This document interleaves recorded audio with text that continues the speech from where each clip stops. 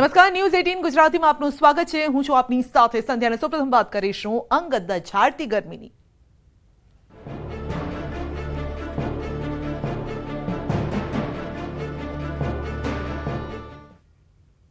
26મી March સુધી 6 જિલ્લા સાવધાન રહેજો, કારણ કે તપી જશો।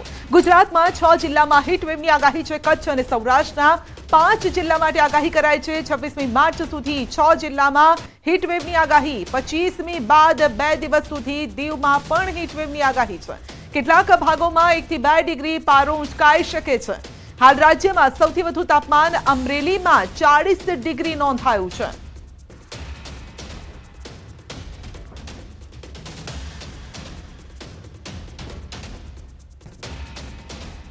अगले 5 दिनों के लिए जो है हीट वेव की वार्निंग दी गई है सौराष्ट्र और कच्छ एरिया में, जिसमें से मुख्य तौर पे जो डिस्ट्रिक्ट्स हैं अगले 3 दिन के लिए जो है कच्छ, पोरबंदर, जूनागढ़, गिर सोमनाथ, अमरेली तथा राजकोट एंड चौथे दिन से जो है दीव को भी शामिल किया गया। चौथे एंड 5वें दिन जो है हीट वेव के लिए अभी जो है हीट वेव में जो है हमने सौराष्ट्र कच्छ में जो है येलो अलर्ट जारी किया है अगले 5 दिनों के लिए, जिसमें से जो हमने डिस्ट्रिक्ट्स बताया जैसे कि कच्छ, पोरबंदर, राजकोट, जूनागढ़, गिर सोमनाथ, दीव, अमरेली, इन हिस्सों में जो है हीट वेव की प्रोबेबिलिटी ज़्यादा है आने वाले 4 से 5 दिनों के अंदर।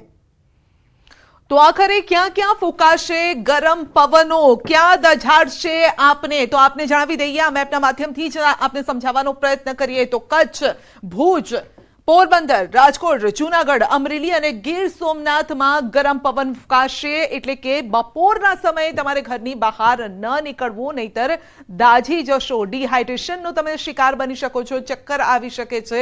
માટે હીટ વેવની જે આગાહી છે તેને ગંભીરતાથી લેવાની તમારે જરૂર છે। અને આ અંગે જ વધુ અપડેટ મેળવીશું સંવાદદાતા વિભુ પાસેથી। જી વિભુ, કેટલા દિવસ માટે આ હીટ વેવની આગાહી કરવામાં આવી છે અને ખાસ કરીને કયા કયા જિલ્લાઓએ સાચવવું પડશે?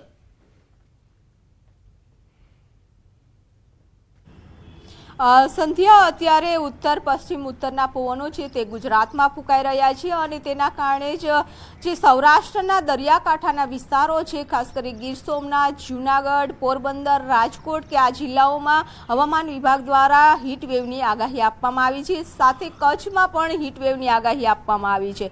37 ડિગ્રી ઉપર તાપમાન છે તે પહોંચી રહ્યું છે અને તેના કારણે ગરમ પવનો ફૂંકાઈ રહ્યા છે। અત્યારે ધીમે ધીમે હવે ટેમ્પરેચર વધી રહ્યું છે।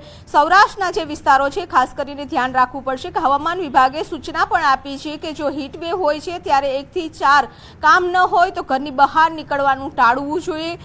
પાણી પીવાનું સૌથી વધારે રાખવું જોઈએ, જેના કારણે ડિહાઇડ્રેશન ન થાય। એટલે કે ધીમે ધીમે હવે સમગ્ર ગુજરાતમાં તાપમાન વધતું જોવા મળશે। સંધ્યા, આ વર્ષનો જે ઉનાળો છે તેની શરૂઆત ગુજરાતથી થઈ હોય તેવું લાગે છે, કારણ કે જે પહેલી હીટ વેવની આગાહી આખા ભારત દેશમાં સૌપ્રથમ ગુજરાતના દરિયાકાંઠાના વિસ્તારોમાં જોવા મળી રહી છે। જી વિભુ, આપનો આભાર અમારી સાથે જોડાવા બદલ। તો સૌરાષ્ટ્રવાસીઓ સાચવજો। તો 6 જિલ્લામાં હીટવેવની આગાહી છે। ખાસ કરીને સૌરાષ્ટ્રનો જે કોસ્ટલ એરિયા છે ત્યાં ગરમ પવનો ફૂંકાશે અને આવા સમયે ભેજની સાથે આ ગરમ પવનો હશે, જેના કારણે નુકસાન પણ પહોંચી શકે છે।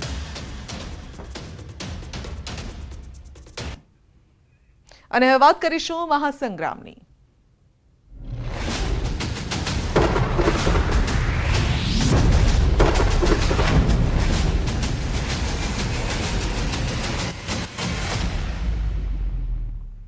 વાત કરીશું લોકસભાની સૌથી ચર્ચાસ્પદ બેઠક બનાસકાંઠાની। લોકસભાની ચૂંટણીમાં ઘૂંઘટ પર રાજનીતિ શરૂ થઈ છે। ભાજપના રેખાબેનના કોંગ્રેસના જ્ઞાનીબેન પર પ્રહાર છે કે હું એક દિવસ માટે માથે નથી ઓઢતી। રેખાબેનનું કહેવું છે હું રોજ માથે ઓઢું છું। રેખાબેને જાણે કે ટોણો માર્યો હોય જ્ઞાનીબેનને તેમ લાગે છે। જ્ઞાનીબેને પિયર પોતરવાડામાં ઘૂંઘટ કાઢીને મત માંગ્યા હતા અને રેખાબેને ચૂંટણી પ્રચારમાં કહ્યું છે કે લોકો મને પૂછે છે તમે શિક્ષિત છો તો કેમ માથે ઓઢો છો? બસ આ સવાલના માધ્યમથી જ્ઞાનીબેન પર રેખાબેને આકરા પ્રહાર કર્યા છે।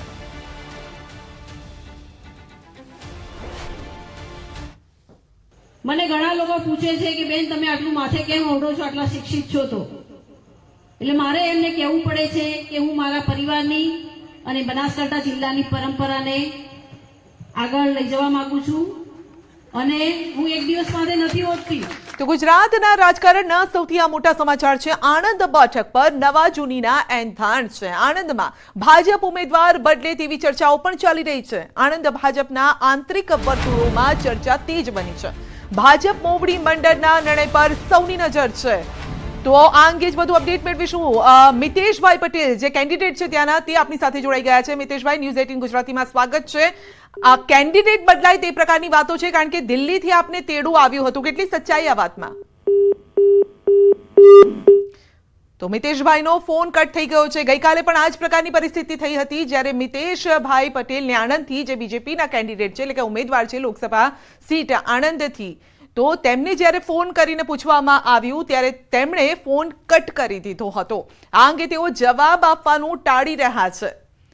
પણ કેમ જવાબ આપવાનું ટાળી રહ્યા છે? શું કંઈક એવી ગંભીર બાબત છે જે બાબતે મિતેશભાઈ બોલતા અચકાઈ રહ્યા છે, અથવા તો તે બોલી શકે એ પ્રકારની કોઈ વાત નથી? કારણ કે ભાજપના તેઓ ઉમેદવાર છે આણંદ બેઠકથી, મિતેશભાઈ પટેલ. ગઈ વખતે પણ તેમને ચૂંટણી મેદાનમાં ઉતારવામાં આવ્યા હતા અને 2 લાખ જેટલા મતથી જીત્યા પણ હતા મિતેશભાઈ.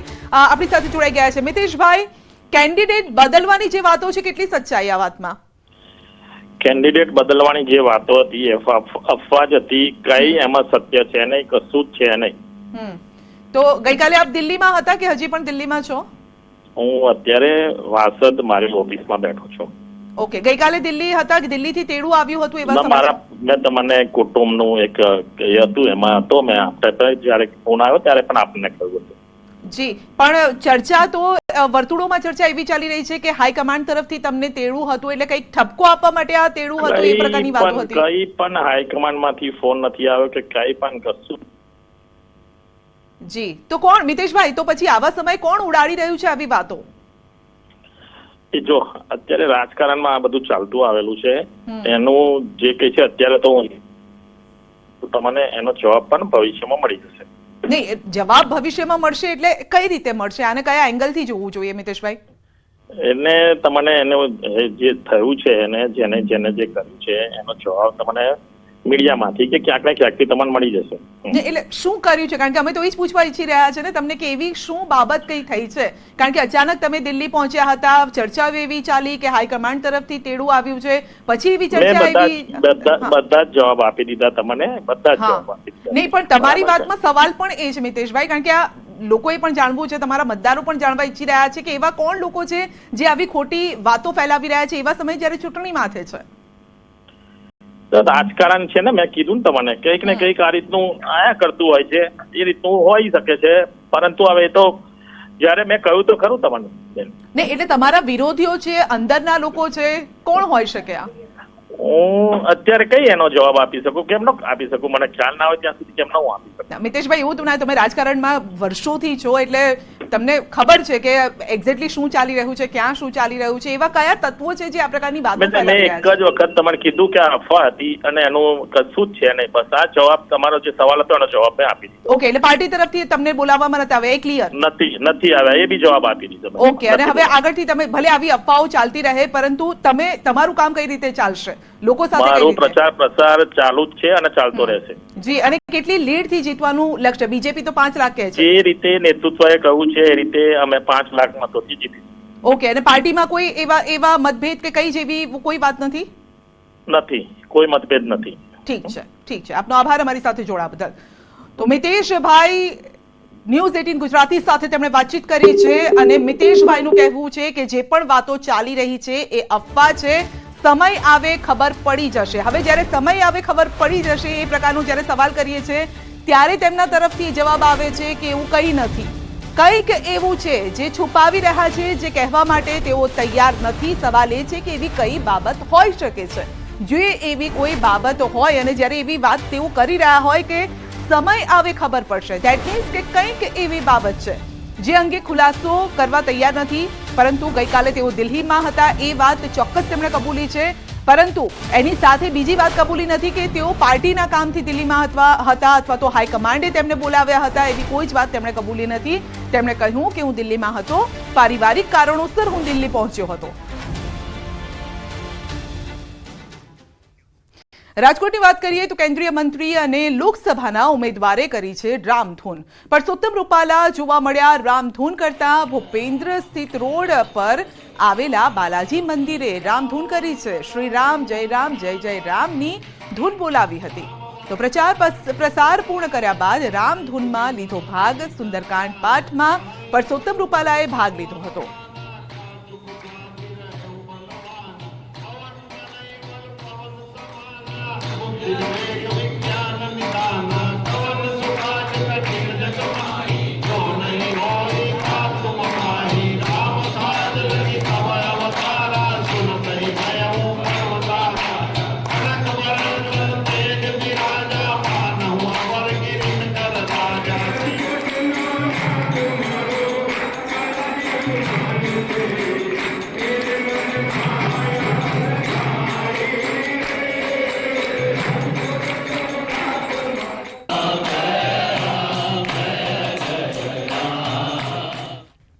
તો જેમ જેમ મતદાનના દિવસો નજીક આવી રહ્યા છે તેમ તેમ વલસાડ લોકસભા બેઠકનો ભાજપ કોંગ્રેસ વચ્ચેનો જંગ રસપ્રદ થતો જઈ રહ્યો છે. હાલ વલસાડમાં સ્થાનિકોની સામે બાહરીનો મુદ્દો પણ પૂરજોશમાં ઉડી રહ્યો છે. વલસાડ જિલ્લા કોંગ્રેસ અને કોંગ્રેસના ઉમેદવાર અનંત પટેલનો આક્ષેપ છે કે ભાજપના ઉમેદવાર વાંસદાના વતની નથી. તો બીજી તરફ ભાજપ ઉમેદવાર ધવલ પટેલના નામે નનામી પત્રિકા પણ વાયરલ થઈ રહી છે, જેમાં ઉમેદવાર ધવલ પટેલના નામની જાહેરાતથી સ્થાનિક કાર્યકરો અને અગ્રણીઓ પણ નારાજ હોવાનો દાવો કરવામાં આવી રહ્યો છે. વલસાડ ભાજપે પણ વળતો પ્રહાર કરતા કહ્યું છે કે કોંગ્રેસના આક્ષેપ પાયાવિહોણા છે. એટલે એ લોકો બી જાણી ગયા છે કે અમારી કંઈક ભૂલ થઈ છે. આમ તો એ કંઈ સુરત રાંધે રહી છે, પણ દન કહેવાનું એવું છે કે વાંસદા તાલુકા ઝરી ગામના વતની છે. પણ અમારા આનંદભાઈને અમારા ઉમેદવારને પૂછ્યું ભાઈ આનંદભાઈ તમારા તાલુકાનો વ્યક્તિ છે, તો આનંદભાઈ નથી ખબર કે ત્યાં ગામના નથી ઓળખતા. વડીલ માણસને પૂછતા હતા કે ભાઈ આમાં ઝરી ગામમાં આ ઉમેદવારનું ઘર ક્યાં આવ્યું ધવલભાઈનું, તો પેલો ભાઈ બી ગુચવાય છે કે ધવલભાઈ તો કોઈ બહાર રહે છે ને પરિવાર બહાર રહેતો છે ને, એટલે આમાં કંઈ નથી. આ લોકો ગભરાટ થઈ ગયો છે. મને ઉમેદવાર બદલે તો પણ નફો છે અને ઉમેદવાર ન બદલે તો પણ નફો છે, કારણ કે અમે સ્થાનિક લેવલે રોડ રસ્તાથી લઈને નાનામાં નાની સમસ્યા મોટામાં મોટી સમસ્યા સાથે લોકોની સાથે રહ્યા છે. અહીં વલસાડ લોકસભાની નાળ અને એના પ્રાણ પ્રશ્નોની વિશે અમને પૂરેપૂરી ખબર છે અને ઉમેદવાર બીજા ગમે તે ઉમેદવાર હોય અમે અમારી ઉમેદવારી ચાલુ રાખીશું. લોકોનો પ્રતિસાદ અમને ખૂબ મળી રહ્યો છે અને આ લોકસભા વલસાડ 26 અમે ખૂબ બહુમતીથી જીતીશું. ખૂબ જ વાહિયાત વાત છે, ખોટી વાત છે. ભારતીય જનતા પાર્ટી એક વિચારધારાને વળેલી છે, કેડર બેઝ પાર્ટી છે. ભારતીય જનતા પાર્ટી જ્યારે ઉમેદવાર પસંદ કરે છે બધા જ પાસાઓની ચકાસણી કરીને ઉમેદવાર પસંદ થતો હોય છે અને એક વખત ઉમેદવાર પસંદ થઈ ગયા પછી કોઈ પણ કાળે ભારતીય જનતા પાર્ટી ઉમેદવાર બદલતી નથી. એટલે આ ખોટો ગ્લોબલ પ્રચાર, વિરોધી પાસે બીજા મુદ્દાઓ નથી અને એના માટે આ લોકોને ભરમાવાનો અને ભડકાવવાનો આ દુષ્પ્રયાસ કરે છે. તો વલસાડ ડાંગ લોકસભા બેઠક પર ભાજપ કોંગ્રેસનો પ્રચાર પૂરજોશમાં છે.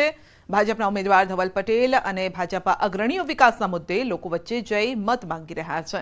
બીજી બાજુ કોંગ્રેસના ઉમેદવાર અનંત પટેલ અને કોંગ્રેસ અગ્રણીઓ પણ સ્થાનિક પ્રશ્નોને લઈ લોકોનું સમર્થન માંગી રહ્યા છે. તેવામાં વલસાડ બેઠક જીતવા ભાજપે ખાસ રણનીતિ બનાવી છે અને જેની બેઠક ગઈકાલે નાણામંત્રી કનુભાઈ અને ક્લસ્ટર પ્રભારી ભરત પંડ્યાની અધ્યક્ષતામાં યોજાઈ, જેમાં અનેક જન કલ્યાણકારી યોજનાઓના કારણે ભાજપ જંગી લીડથી જીતશે તેવો દાવો કરવામાં આવ્યો છે. તો બીજી બાજુ કોંગ્રેસના ઉમેદવાર અનંત પટેલ અને વલસાડ જિલ્લા કોંગ્રેસ પ્રમુખ દિનેશ પટેલે વલસાડના છેવાડે આવેલા ઉમરગામ તાલુકામાં પ્રચાર શરૂ કર્યો છે અને જ્યાં તેઓ ઉમરગામના વિવિધ વિસ્તારોમાં જઈ લોકસંપર્ક કરી રહ્યા છે. બુથ વિજય અભિયાનની શરૂઆત કરવામાં આવી કે દરેકને આપણે નવી મતદાર યાદી લઈ લીધી છે. એ નવી મતદાર યાદીના હિસાબે દરેક બૂથ ઉપર કાર્યકરો જશે, લગભગ 20 કાર્યકરો જશે દરેક બૂથ ઉપર અને ત્યાંથી કોઈ બહાર ગયું હોય અથવા તો કોઈનો કાર્ડમાં નામ ન હોય એ બધાની ચકાસણી કરીને એમને મતદાન દિવસે તકલીફ નહીં પડે એ રીતનું આયોજન થઈ રહ્યું છે. અને આદિવાસી પટ્ટીમાં કે કોઈ પણ હોય, વચ્ચે અમારા નવસારીમાં કંઈ મંદિરની બબાલ હતી, ત્યાં પણ એક આ વાસ્તાથી ધારાસભ્ય ત્યાં પહોંચતો હોય અને જો આંદોલન કરતો હોય એના માટે લોકો પણ માન છે અને આ વખતે અમે આનંદભાઈ લોકો સારા મત આપશે અને સારા મતથી અમે જીતીશું.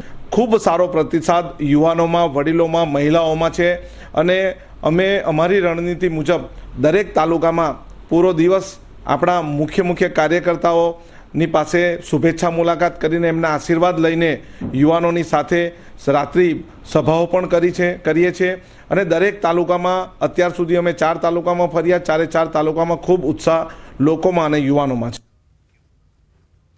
તો લોકસભા બેઠકની ચૂંટણીને લઈને મહત્વના સમાચાર છે. રાજકોટની આ વાત છે. લોહાણા મહાપરિષદે પીએમ નરેન્દ્ર મોદીને પત્ર લખીને રજૂઆત કરી છે. ભાજપમાં એક બેઠક પર લોહાણા સમાજને ટિકિટ આપવાની માંગ કરી છે. જૂનાગઢ લોકસભા બેઠક પર લોહાણા સમાજે માંગી છે ટિકિટ. રાજ્યભરમાં લોહાણા સમાજની 35 લાખ જેટલી વસ્તી છે. તો ગુજરાતની હાઈ પ્રોફાઇલ લોકસભા બેઠક ગાંધીનગર પર કોંગ્રેસે વર્ષોથી કોંગ્રેસમાં સેવા આપનાર સોનલબેન પટેલની ઉમેદવાર તરીકે પસંદગી કરી છે. ત્યારે સોનલ પટેલે ન્યૂઝ 18 ગુજરાતી સાથે વાત કરતા કહ્યું છે કે ગાંધીનગરના પડતર પ્રશ્નો સહિત યુવાનો મહિલાઓના પ્રશ્નોનું નિરાકરણ લાવવાનો પ્રયાસ કરીશું. વધારેમાં વધારે જે ભણીને લોકો નીકળે છે એ લોકોને એમ જ છે કે આપણે બહાર જતા રહીએ. સાથે સાથે મહિલાઓની વાત કરીએ તો અસલામતી, ગુજરાતમાં દારૂબંધી બિલકુલ ફેલ ગઈ છે, તો એને કારણે પણ હિંસક જે ડોમેસ્ટિક વાયલન્સ કહેવાય તેના કિસ્સા ઘણા બધા હોય છે. તો આ બધા મુદ્દાને લઈને અમે લોકોની વચ્ચે જવા માંગીએ છીએ. આજે સાંજે દિલ્હીમાં ભાજપની ત્રીજી સીઈસીની બેઠક મળવાની છે. ઓરિસ્સા, પંજાબ, મહારાષ્ટ્ર, ઉત્તર પ્રદેશના ઉમેદવારોના નામ પર મંથન થશે. હરિયાણા, કર્ણાટક, પશ્ચિમ બંગાળ, બિહાર ઉમેદવારોના નામ પર મંથન. તો ઉત્તર પૂર્વ રાજ્યોના ઉમેદવારો અંગે વિચાર મંથન થશે. પીએમ નરેન્દ્ર મોદી, અમિત શાહ, ભાજપના રાષ્ટ્રીય અધ્યક્ષ જેપી નડ્ડા પણ હાજર રહેશે. વલસાડના ઉમરગામ ઇન્ડસ્ટ્રીયલ એસોસિએશનની થયેલી ચૂંટણીમાં યુવા ઇન્ડસ્ટ્રીયલિસ્ટ પેનલનો ભવ્ય વિજય થયો હતો અને કુલ 15 સભ્યોની પેનલમાં યુવા ઇન્ડસ્ટ્રીયલિસ્ટ પેનલના 14 સભ્યો વિજેતા થતા સમર્થકોમાં ઉત્સાહ છે. આ ચૂંટણીમાં કુલ 716 જેટલા ઉદ્યોગપતિ મતદારો હતા અને જેમાંથી 649 જેટલા મતદાર ઉદ્યોગપતિઓએ મતદાન કર્યું અને 12 વોટ રદ થતા 637 વોટ માન્ય ગણાયા. હાલ ઈશ્વર બારી સમર્થિત યુવા ઇન્ડસ્ટ્રીયલિસ્ટ પેનલ જ અત્યારે યુઆઈએનો વહીવટ કરે છે અને મહત્વનું છે કે ઉમરગામ, જીઆઈડીસી અને આસપાસના વિસ્તારમાં કુલ 1200થી વધુ નાના મોટા ઉદ્યોગો ધમધમે છે.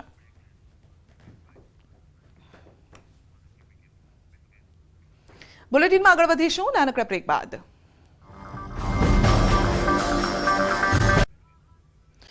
સુરેન્દ્રનગરના વઢવાણ ગેબનશા પીર સર્કલ પાસે ડોક્ટર બાબા સાહેબ આંબેડકરની પ્રતિમા જે હતી તેના પરથી ચશ્મા ગાયબ થતા હોબાળો મચ્યો છે. ગેબનશા પીર સર્કલે લોકોના ટોળા એકઠા થતા મામલો ગરમાયો. વઢવાણ પોલીસ સહિતની ટીમ ઘટનાસ્થળે પહોંચી મામલો થાળે પાડવાનો પ્રયાસ કર્યો હતો. જો કે પોલીસે સ્થળ પર તપાસ કરતા આસપાસ લાગેલા સીસીટીવી ફૂટેજ પણ ચકાસવામાં આવ્યા, જેમાં એક વ્યક્તિ મોઢા પર રૂમાલ બાંધી સાંજના સમયે બાબા સાહેબની પ્રતિમા પાસે શંકાસ્પદ હિલચાલ કરતો નજરે પડે છે. તો આથી પોલીસે તાત્કાલિક સીસીટીવી ફૂટેજના આધારે શખ્સની ઓળખ મેળવવાના પ્રયાસ હાથ ધર્યા છે અને સ્થળ પર પોલીસ કાફલો પણ તૈનાત કરાયો છે. એ વિડીયો પણ સામે આવ્યો છે, જે આપ જોઈ શકો છો. એક વ્યક્તિની શંકાસ્પદ હિલચાલ ત્યાં જોવા મળી રહી છે. સતત એ સર્કલ પર આંટાફેરા મારી રહ્યો છે, પ્રતિમા નજીક જઈ રહ્યો છે અને ત્યારબાદ એ ચશ્મા લઈ અને ત્યાંથી જાણે કે રફુ ચક્કર થતો હોય તેવું પણ લાગી રહ્યું છે. જો કે આ કરવા પાછળનું કારણ શું છે તે હજુ સામે નથી આવ્યું, પરંતુ મોઢે રૂમાલ બાંધીને આવ્યો હતો આ શખ્સ, જે સીસીટીવીમાં પણ દેખાય છે. આજે બંધારણના ઘડવૈયા એવા ડૉક્ટર બાબા સાહેબ આંબેડકર સાહેબના કોઈ અજાણ્યા વ્યક્તિએ, બરાબર, ન્યુસન્સ વ્યક્તિએ માત્ર ને માત્ર દલિત સમાજને અપમાનિત થાય અને દલિત સમાજ જે પીડિત અને વ્યથિત થાય એટલા માટે થઈને પ્રી પ્લાનિંગ પોતે આવી અને બાબા સાહેબના ચશ્મા તોડી નાખવામાં આવેલ છે અને બાબા સાહેબના ચશ્મા તોડી અને પોતે મોઢે બુકાનું બાંધી અને એ જતો રહ્યો છે. સાબરકાંઠાના હિંમતનગર તાલુકાના ડુંગરાળ વિસ્તારમાં ભીષણ આગ લાગી છે. હિંમતનગરના ફતેપુર માકડીના ડુંગર પર આગ લાગી. માકડી ડેમ પાસે આવેલ ડુંગર પર ભીષણ આગ લાગતા વન્યજીવો પ્રાણીને ખતરો છે. ડુંગર પર આગ લાગતા આગ પર કાબુ મેળવવા ભારે જહેમત ઉઠાવવી પડી છે. વધુ અપડેટ મેળવીશું સંવાદદાતા અક્ષય પાસેથી. જી અક્ષય, જણાવો કે જે હિંમતનગરમાં ડુંગરાળ વિસ્તારમાં આગ લાગી છે.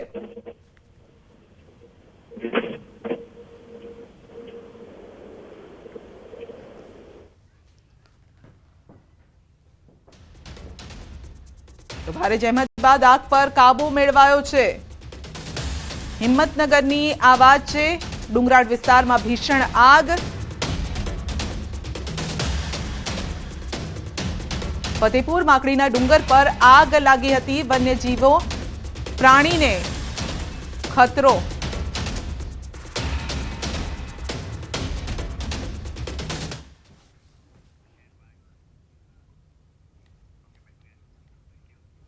સાબરકાંઠાની વાત કરીશું તો રૂપાલ ગામ નજીક ફેક્ટરીમાં આગ લાગી છે। પાટણ ઇન્ડસ્ટ્રીઝ નામની ફેક્ટરીમાં આગ લાગી છે। ગમસ્ટીક બનાવતી ફેક્ટરીમાં આગ લાગી છે। ફાયર ફાઇટરની 2 ગાડી ઘટના સ્થળે પહોંચી છે। આગ પર કાબુ મેળવાયો છે। તો ગમસ્ટીક બનાવતી આ ફેક્ટરી જેમાં આગની ઘટના બની છે। ફાયરની 2 ગાડી પણ ઘટના સ્થળે પહોંચી હતી। જોકે ત્યારબાદ આગને કાબુમાં લઈ લેવાઈ છે, પરંતુ કેટલું નુકસાન છે તેનો અંદાજો થોડા સમયમાં જ આવશે। પાટણ ઇન્ડસ્ટ્રીઝ નામની આ કંપની હતી જે ગમસ્ટીક બનાવે છે, તેમાં આગ લાગી હતી।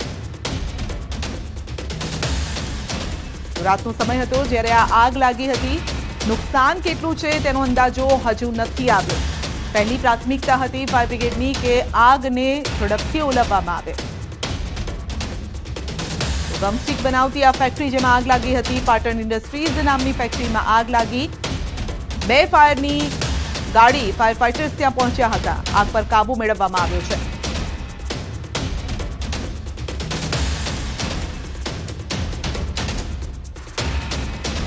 ભારે જહેમત બાદ આગ પર કાબુ મેળવવામાં આવ્યો છે। રૂપાલ ગામ નજીક આવેલી છે આ ફેક્ટરી। આગ લાગતા આસપાસના રહીશોમાં પણ થોડા સમય માટે ડરનો માહોલ પણ હતો।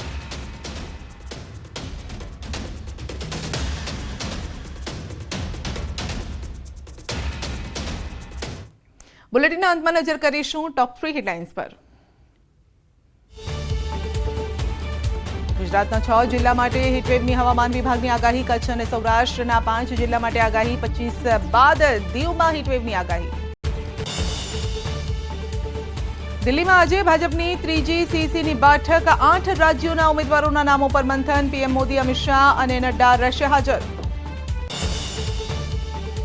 બનાસકાંઠામાં ઘૂંઘટ પર રાજનીતિ। ભાજપના રેખાબેનના કોંગ્રેસના ગેરીબેન પર પ્રહાર। કહ્યું કે હું તો રોજ માથે ઓઢું છું।